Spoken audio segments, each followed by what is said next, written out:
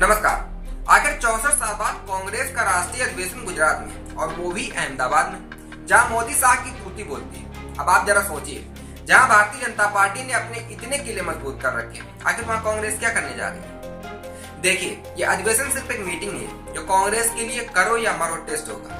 मतलब सफा है, या तो पार्टी इस बार के चुनाव में कुछ करके दिखाए, या पहले की तरह इतिहास में फिर से अपना हार में नाम दर्ज कराए। अब सुनिए, कांग्रेस इसे एक पुनर्जन्म कह रही है। नाम दिया है न्याय पर, संकल्प, समर्पण और संघर्ष। सुनने में तो बड़ा अच्छा लगता है, लेकिन असली सवाल ये है, क्या इससे कुछ बदलेगा या फिर ये भी एक दिखावा है? क्योंकि हालात तो सबको पता है। 2014 से लेकर 2019 तक 2 बार कांग्रेस ने भारतीय जनता पार्टी से धूल चाटी है, और उसके बाद संगठन ऐसा बिखरा कि बड़े बड़े नेता कांग्रेस को छोड़कर भारतीय जनता पार्टी के गढ़ में शामिल हो गए, जैसे कि सिंधिया, हेमंत बिस्वा शर्मा, जितिन प्रसाद, और भी लिस्ट बड़ी लंबी है।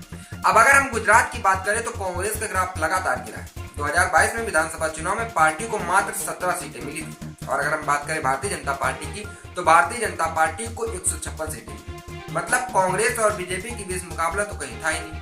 लेकिन अब कांग्रेस फिर से कोशिश कर रही है। साबरमती रिवर फ्रंट और सरदार पटेल मेमोरियल में अधिवेशन करके एक संदेश देना चाहती है कि हम मोदी शाह के गुजरात को गांधी पटेल वाला गुजरात बनाना चाहते हैं।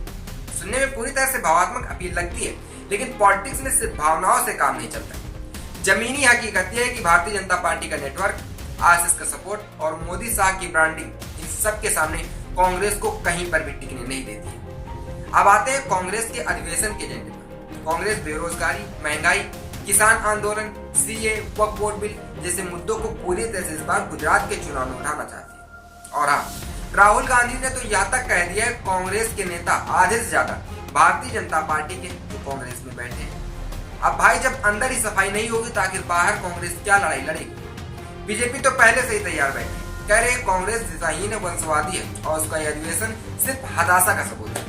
संबित पात्रा ने तंज मारते हुए कहा कि गुजरात में कांग्रेस का कुछ नहीं हो सकता, यहाँ तो भारतीय जनता पार्टी है गढ़, और कांग्रेस यहाँ कुछ नहीं उखाड़ पाएगी। असल में कांग्रेस की सबसे बड़ी दिक्कत है ना कोई बड़ा चेहरा, न जमीनी कार्यकर्ताओं में जोश, और न कोई ठोस रणनीति, और ऊपर से गुटबाजी।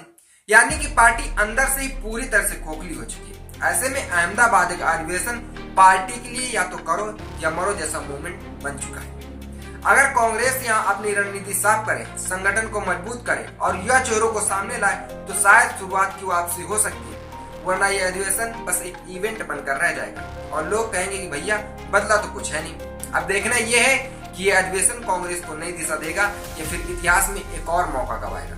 आपको क्या लगता है, क्या कांग्रेस अपने इस अधिवेशन से गुजरात में नरेंद्र मोदी जी और अमित शाह को घेर पाएगी, या पहले की तरह हार में अपना नाम इतिहास में दर्ज कराएगी? इस बात का जवाब कमेंट बॉक्स में कमेंट करके जरूर दें।